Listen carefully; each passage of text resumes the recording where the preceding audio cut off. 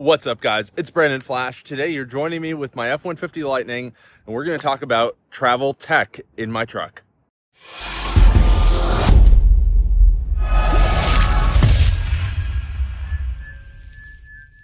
Today's video is brought to you by TubeToolkit.com. Tired of spending hours writing titles, descriptions, and tags for every video? With Tube Toolkit, just paste your YouTube link and AI generates optimized titles, SEO descriptions, timestamps, tags, and more in seconds. Plus AI thumbnails, shorts ideas, CTR scored titles, and full SEO toolkit. Start free with 3 videos a month. Upgrade anytime as your channel grows. TubeToolkit.com. Turn your videos into content gold. Thank you to Tube Toolkit for sponsoring today's video. So here we have it, my F-150 Lightning. I have had this for just about 20,000 miles now. If you haven't already, watch my 1-year review. I cover kind of my ownership experience and everything, but that is not the point for today. The point for today is to cover some of the many pieces of tech that I have here on my dash and in the truck.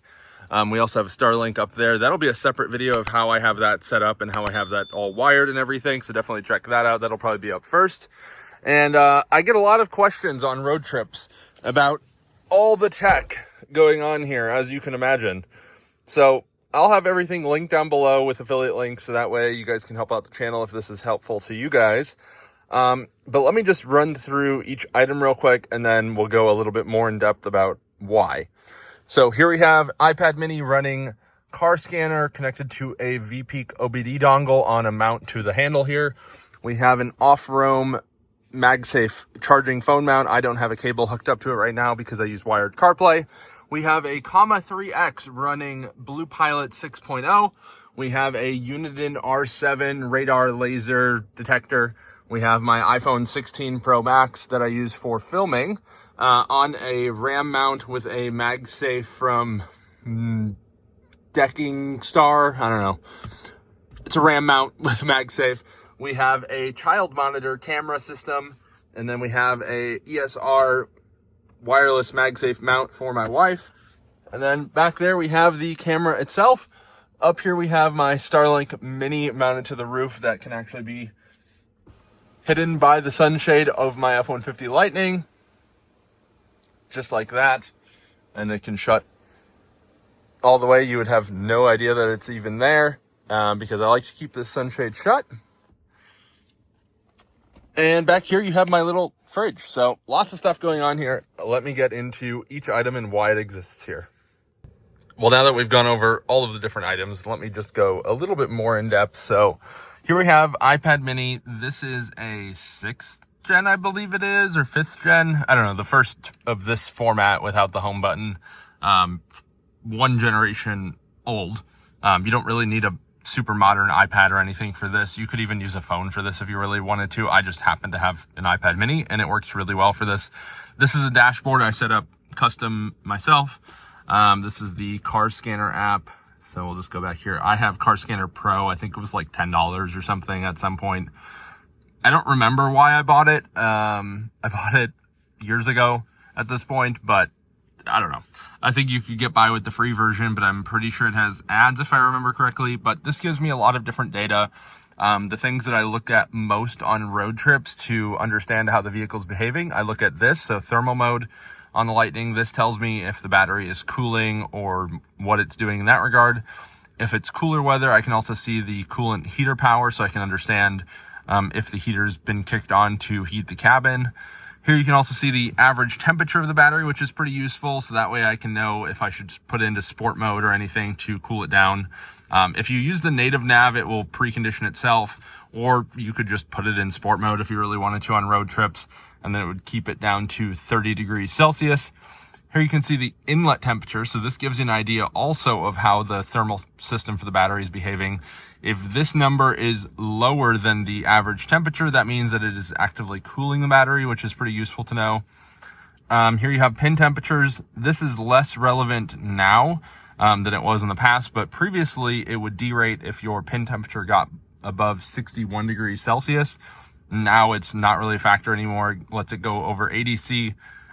So basically gives it full range of the spec for CCS, or I guess NACS.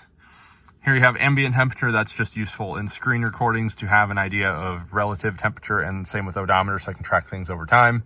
You also have state of health. And then you also have battery power, so that way I can see the power flowing. You can also see power available from the charger. That's just a default value when you're not connected to a charger, but you want to see that be 500 amps generally. Over a charging session, it can be normal for that to taper down as the vehicle request tapers down, so don't be alarmed by that. But if you're still in a period that the vehicle should be requesting 500 amps, you definitely want to see that at 500 amps. You can see voltage, current, and then power. So this is literally just multiplying those two values. You can see the minimum and maximum temperature to understand if there's a temperature gradient going on in the battery pack. You also have minimum voltage. So if you go below 2.7 volts, I believe it will shut down. And then you can also see average temperature or average voltage as well. So lots of information here, very useful. I tried a couple different mounts. I still don't know if I necessarily love this mount, just because it can jiggle a little bit on bumpy roads, but I'd say this is the best one that I've found. It clamps onto the handle here, which is nice, so that way it's not suction cup onto either the windshield or the side window. Definitely don't want a suction cup to the side window, then you can't open it, or if it's powered or anything, then the power cord would get ripped out. So even though it would probably make the most sense to suction cup it to this window, it also wouldn't, because then I couldn't plug it in. So I have a USB-C cable running just kind of down here. Not the nicest mounted. I just made it work. I kind of just ran it through the steering column area and then up over, and then it's just plugged in here. It works. Yeah, that's just a little Spigen cable holder thing, but I use it on road trips. This is probably completely unnecessary for any normal person, but I like it. And you guys know that I'm a nerd, so it makes sense. Here we have an off-road phone mount. So this is MagSafe. This is using a Peak Design MagSafe portion here. It's also powered, so it uses Qi2. But I have used a ton of different phone mounts over the years in all sorts of different vehicles, both vehicle specific, universal, etc. This is by far the best phone mount I have ever used in a car, and it's not even close. This just works awesome. It's super secure. I have never once had to tighten it, loosen it, adjust it, anything. I set it once and it just has worked since day one. And I've had this on here since basically right after I got the truck. Oh, I've never actually turned that on. If you use Pro Trailer a lot, I guess it could maybe get in the way, but I don't, so that's fine. I also use wired CarPlay, but if you use wireless CarPlay, then you could just use this.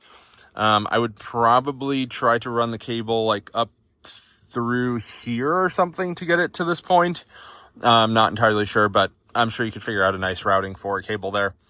Yeah, it's awesome. It's so rock solid, and it's just a great position to not have anything blocked by the steering wheel. I can see my whole phone right here. It's at a high enough point that I'm not taking my eyes off the road if I'm glancing at a notification. It's just awesome. It also doesn't block the screen.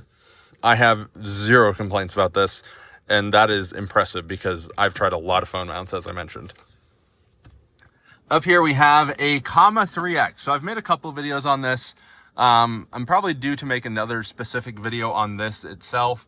They've now come out with the Comma 4, which is a little bit smaller.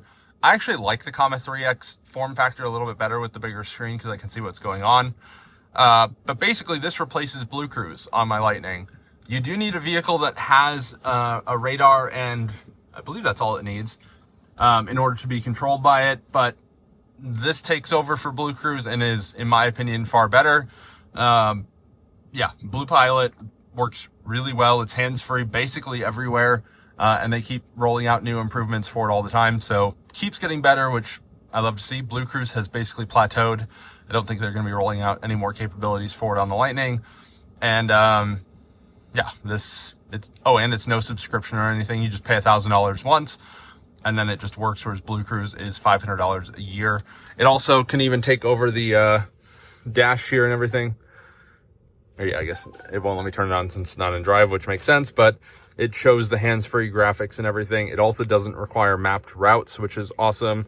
I absolutely hate when ADAS systems require mapped routes. I think that is very stupid. Has driver monitoring, has some cameras on the backside, and then I have it on a, not custom by me, but custom mount here that just goes on the screw for the mirror, so that way I didn't have to mount it to the windshield with adhesive or anything. And then it's also a slide mount. So in the summer when it's nice and hot out, if I can get it lined up here, that way I can take it off. Wow, that's apparently a little difficult one-handed while filming. But basically that way I can slide it off and put it somewhere else so that way it's not baking in the sun, since it can be a little bit temperature sensitive. You can see the whole mount there. Now we have my Uniden R7 radar detector. They now have an R8 version, and I think they have an R8W, I think they call it, version that has Wi-Fi. The screen is not actually scrolling like you see on video. That's just due to the refresh rate. But I also like it because it shows elevation, which is useful on road trips to understand why your efficiency is good or bad. And then I have this tapped into the self-dimming mirror circuit, so that way it gets power when the truck is on and I don't have to run wiring super far or anything. And then it's very low power draw, so it really doesn't matter. But that way no wires are running down or anything. Here we have a small RAM mount. I think that's probably a 6-inch, maybe 4-inch extension with a MagSafe puck, if you will. There we go. I use this for filming. So I just stick my old phone on there, and then that's nice and secure. I can use that for either dual recording, so with the front camera or outward, or both at the same time. Here we have a baby monitor. It's not the greatest camera quality realistically, but when our baby's in the car seat, it's nice to be able to see his face without having to look back. You also can't really see into a rear-facing car seat regardless. I didn't want one of the mirrors that you then have to look at the rear view mirror and then look at that mirror. That just sounds super clumsy. This was like $35, which is crazy cheap for what it is. It's just powered over USB, or you can power it off of 12 volt, whatever works for you. I just ran the cable similar to how I ran my Starlink cable, kind of just along here and then back up, and then that's the camera itself up there. There's also a fan there, which is nice for the baby. I just have it flipped down right now. Yeah, nice things for the baby. That was for my Starlink video showing how I ran the wiring. But cannot recommend that enough. It's also nice and quick to turn on and off. You can just do that. So super nice in that regard.